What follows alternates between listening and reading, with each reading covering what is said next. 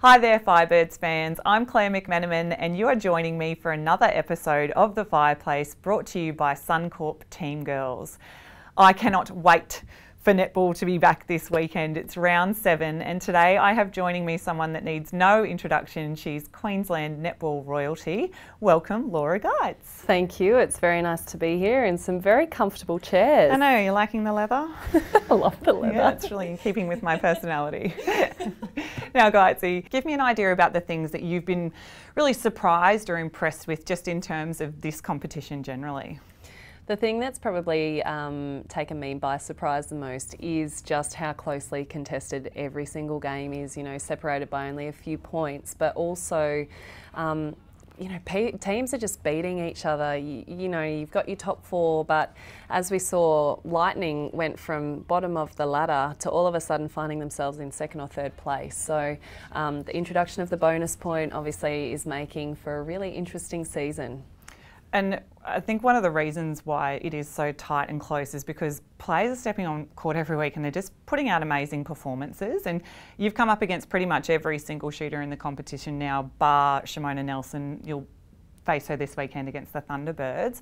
Who's really impressed you with the game style that they've put out and I suppose the attitude to how they've been playing? I would have to say Caitlin Thwaites from Collingwood. Thwaites, obviously we've had a bit of history coming up against each other in big games as well when you look at those, you know, New South Wales Swifts grand finals.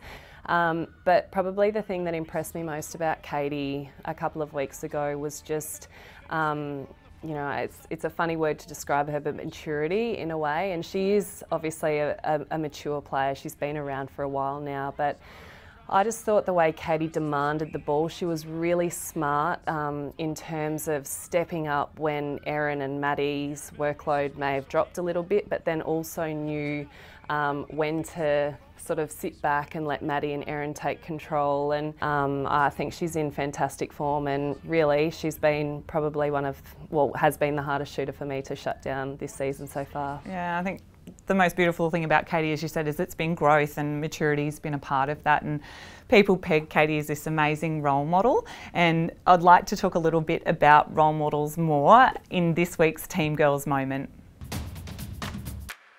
So many girls in Queensland look up to you and the other Firebirds players. Who did you look up to? Who was your role model growing up? Yeah, it's an interesting question.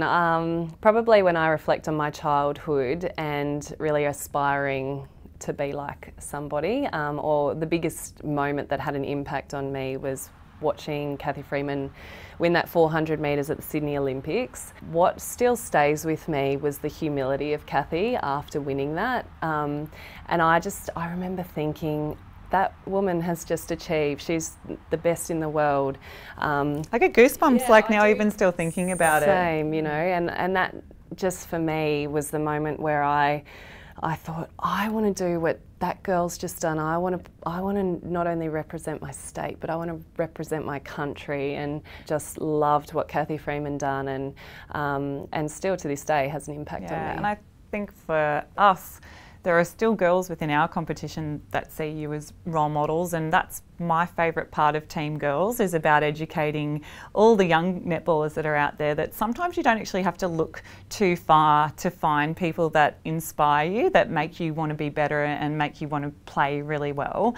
You're heading back to Priceline Stadium. We know how much you guys like it down there. You get those really parochial T-Birds fans. You've had a really nice experience there, haven't you? Oh, it's just the best. But you've had a whole week to prepare, obviously. Well, 2 weeks realistically, because you had the bye.